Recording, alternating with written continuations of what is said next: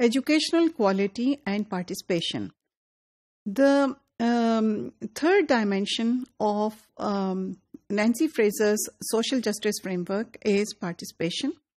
What do we mean by participation in terms of educational quality?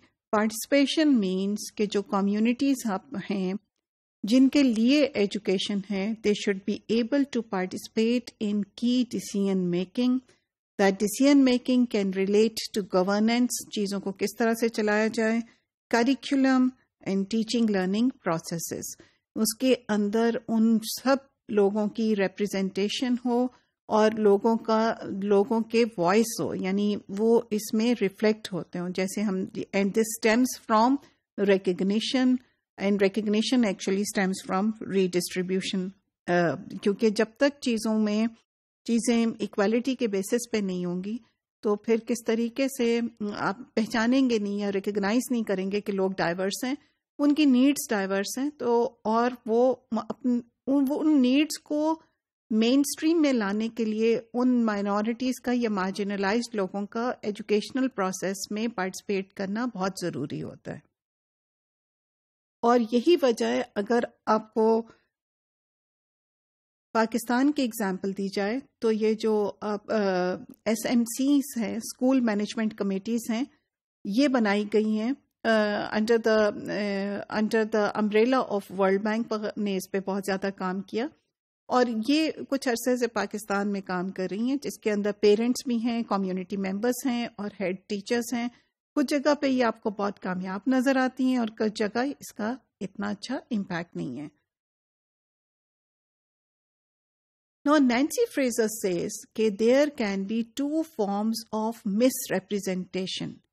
Although people, when they participate, جب آپ participate کرتے ہیں تو آپ represent ہوتے ہیں, لیکن کئی دفعہ there can be two types of misrepresentation. اگر participation کم ہو یا participation ذرا پیچھے کی طرف ہو اور نظر نہ آ رہی ہو.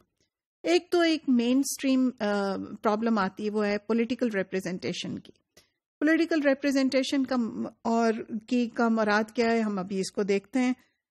سیکنڈ آتی ہے misrepresentation because of globalisation effect. اب ہم پولیٹیکل مس ریپرزنٹیشن کی فارم دیکھتی ہیں.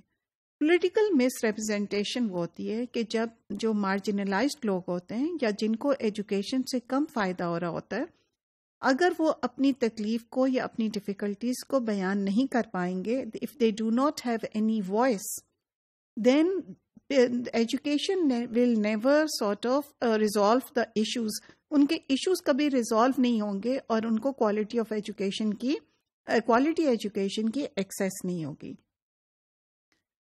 ایک بات یہ, دوسری بات اکاؤنٹیبلٹی کی.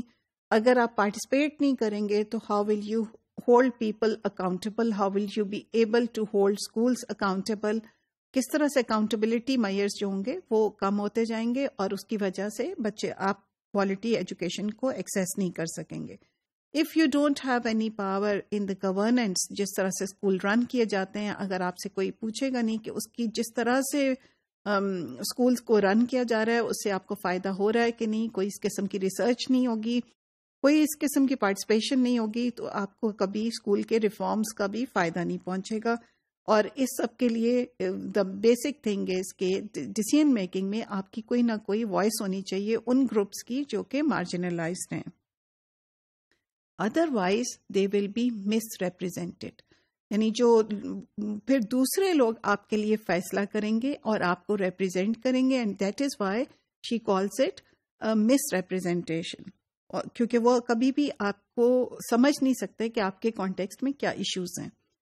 سیکنڈ مس ریپرزینٹیشن, جس سے مارجنلائزڈ کمیونٹیز اور یوزلی جو بہت غریب لوگ ہوتے ہیں وہ سفر کرتے ہیں, وہ these are related global, it is related to the global effect. So the global effect یہ ہوتا ہے کہ آپ کے انٹرنیشنل ایجنڈاز ہوتے ہیں, ٹاپ ڈاؤن ڈیسیژن میکنگ ہوتی ہے, انٹرنیشنل لیول پہ ڈیسائیڈ ہو گیا کہ یہ چیزیں اس طریقے سے کی جائیں گی, اور وہ پھر اس کو ایز این امبریلا لے کے اس کو لے کے چلتے ہیں. So at times the global agendas do not take into account the local needs. جو انڈیا میں یا جو بنگلہ دیش میں اور جو افریقہ میں بچوں کو یا پاکستان میں بچوں کو مشکلات درپیش ہیں in terms of quality education کی، وہ کس طرح سے بالکل ایک جیسی ہو سکتی ہیں جبکہ لوگوں کی نیڈز فرق ہیں، ان کی انوائرمنٹ فرق ہے، ان کی سچویشن فرق ہے، جس گاؤں میں وہ رہ رہے ہیں اس کی نارمز فرق ہے، اس کے ٹریڈیشنز فرق ہیں. تو وہ جب آپ ایک ہی چیز لے کے چلتے ہیں تو وہ ایشو ہوتے ہیں. تو this requires sensitivity to local needs. لیکن کیونکہ انٹرنیشنل لیول پہ گلوبل وہ آپ کے collaboration is very very important, so it leads again to misrepresentation. اور پھر ہوتا کیا ہے کہ there is this imposition of educational form and content, یہ چیز پڑھائی جائے، یہ چیز ایسے پڑھائی جائے، اور پھر جو پرائرٹیز آپ کی انٹرنیشنل لیول پہ ہوتی ہیں وہ پرائرٹیز آپ کو وہ لے کر چل رہی ہوتی ہیں گورنمنٹس، بجائے اس کے کہ لوکل پرائرٹیز کو دیکھا جائے، کیونکہ local priorities might be more different from the international priorities. For instance Pakistan کے اگر آپ ایگزامپل لے لیں، there is a lot of emphasis on higher education and there is a lot of funding coming in. Yes, very good, excellent. And you can see this sudden springing of higher education institutions. But what about the primary education? جب کون فائدہ اٹھا رہا ہے اس کو؟ جو غریب کا بچہ اسکول سیکنڈری پاس نہیں کرے گا یا پرائمری پاس نہیں کرے گا تو وہ یونیورسٹی تک کیسے پہنچے گا؟ So, but sort of this emphasis is coming from abroad. So what we find then that there is a double disadvantage for learners in low income countries.